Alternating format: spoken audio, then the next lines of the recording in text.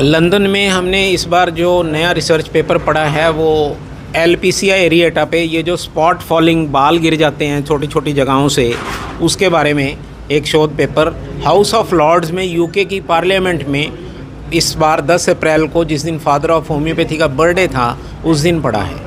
और ये ट्रीटमेंट बहुत बढ़िया ट्रीटमेंट है जिससे बालों का झड़ना परमानेंट ठीक हो जाता है। जैसे स्पॉट फॉलिंग यहाँ हो जाए, दाढ़ी में हो जाए, आईब्रोज गिर जाएं, किसी के कहीं भी एलोपेशिया एरिएटा इस बीमारी को कहते हैं। कई बार इसी ऐसे केसेस में सारे शरीर से बाल उड़ जाते हैं, तो उन केसेस में भी ये होम्योपैथी बहुत कारगर दवा है। हम यहाँ पर, मैं और डॉक्टर कमल कांति और डॉक्टर रूपाली जिंदल, हम जिंदल होम्यो क्लिनिक सिरसा में प्रैक्टिस करते हैं। शोध ये जो केस था ये 1.5 साल में ठीक हुआ है। तो ये जो केस था इसके सारे शरीर पर एक भी बाल नहीं था, ना ही आईब्रोज थे, ना ही आई लैशेज़ थे, सिर पे भी नहीं था। इसकी फ़ोटोग्राफिक प्रेजेंटेशन हमने आपको अभी दी है कि जब ये इसके बाल शरीर पर एक भी नहीं था, और अब इसके सारे बाल आ चुके हैं।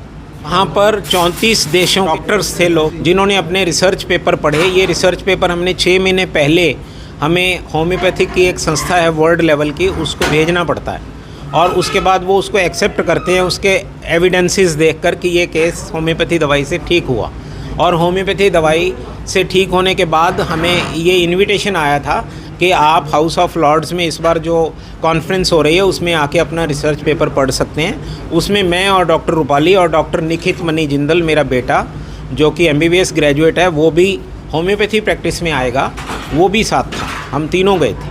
और जब मंच से कहा गया कि इंडिया से डॉक्टर कमल जल्दी अपना शोध देंगे, तब उस समय की जो आप एक्सपीरियंस रहे या हमने किस तरह के विचार आते, क्योंकि इंडिया का नाम दंदन की धरती पे गूंज रहा था?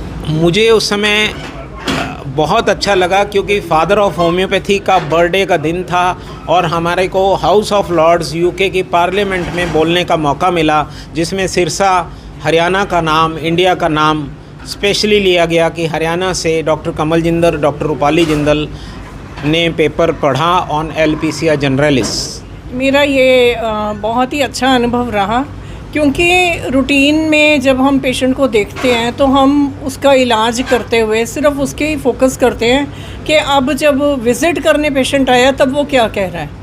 तो ओवरऑल 2 साल में वो पेशेंट जब आया उसने कहाँ से अपनी सिम्टम शुरू किए और क्या क्या कैसे कैसे जाता गया और कैसे कैसे ठीक होता गया, इस चीज़ में बहुत ही एक, जैसे हम कहते हैं ना कि बहुत एक खुशी होती है कि हम कुछ ऐसा कर दिया जो बड़ा ही खुद को हमें भी अचंभित करता है। तो बहुत अच्छा एक्सपीरियंस रहा। 2 साल में पेशेंट का कितने सिम्टम चले गए, और एक जो होता है ना कि जब बंदा ठीक होता है तो उसे लगता है मेरी पर्सनैलिटी बहुत अच्छी है, बाल उड़ने से उसकी पर्सनैलिटी ख़त्म हो गई। जब वो दोबारा बेटर हुआ तो ये लगा कि हमने उसको कुछ बहुत अच्छा दे दिया कि वो अपने आप में कॉन्फिडेंट हो गया।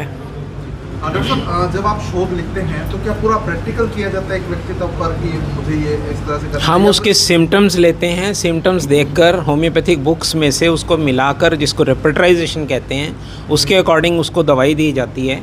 और वो दवाई जो है वो 15 दिन बाद, महीने बाद हम उसकी फ़ोटोग्राफ्स रखते हैं, 20 महीने इसको कितनी प्रोग्रेस हुई।